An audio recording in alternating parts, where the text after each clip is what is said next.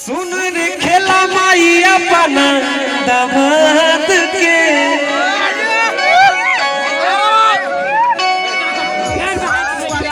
बहुत बहुत मंजिल जी के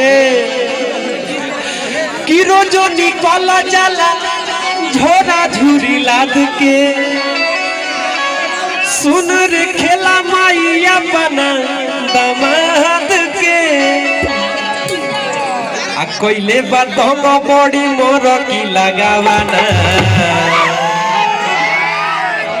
देखला लोग फुलाना बेच के 50 गो रुपया ले आइल मने इतना से का होई हो औरी धन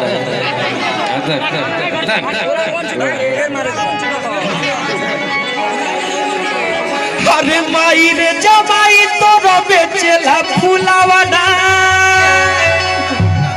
कैसे आइए तनी झूम के 1 2 3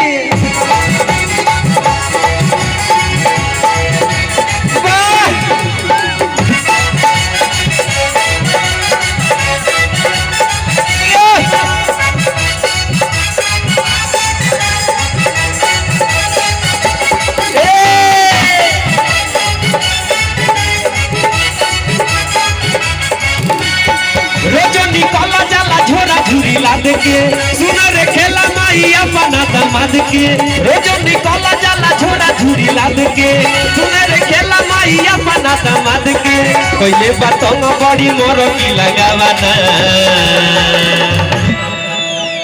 दादा हो कोनो एक गिलास पानी हनई के तेज की पी के मर जाई अरे माई रे जमाई तोर बेचला फुलावाना माई रे जमाई तोर बेचला फुलावाना साउंड आला भैया होगी लागत का जवाब नहीं गे रहा साउंड के माने के पड़े लव यू असही तो ले रहे ना तो जानता नहीं भैया कोई कोई जाइला घर पेक पाक करत रहेला रउआ लेकिन पेक में कहां नहीं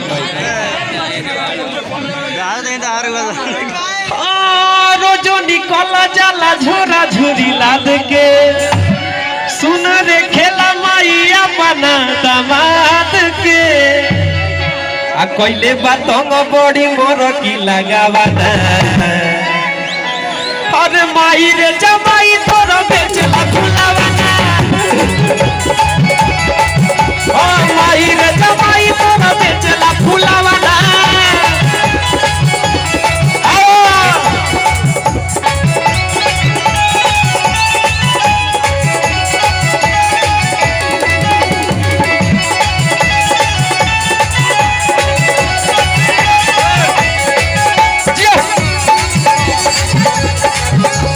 क्या बात है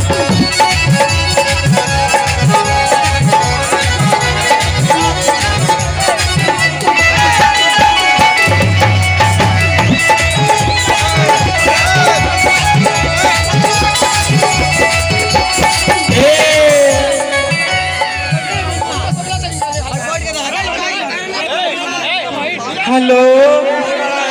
रे माई ई नतिया ना मानी एगो तो फुलावना बेचे तो ऊपर से झगड़ो करता मने सब पति को देले बा कि जॉब जब करे छोड़ी नौकरी सरकारी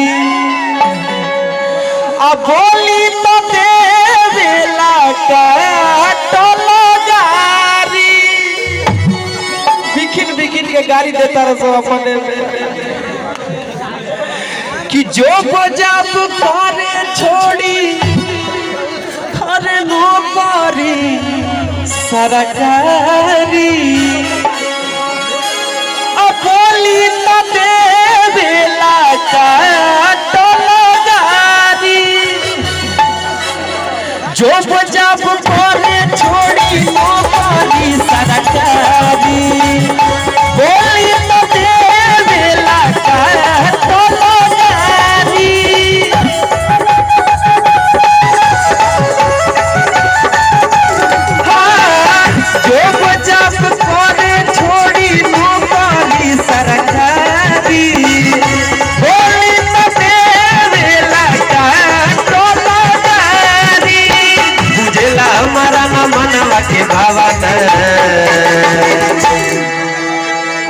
तू कथी करे ला भाई तो ना तू फुलाना ना बेचे औ एकले का से ठीक बा दादा वो एगो हमार मरद मिलल बा तोर मरद कैसन मिलल बा रे को कौड़ी बेचेला हमार मरद खैनी बेचेला खैनी बेचेला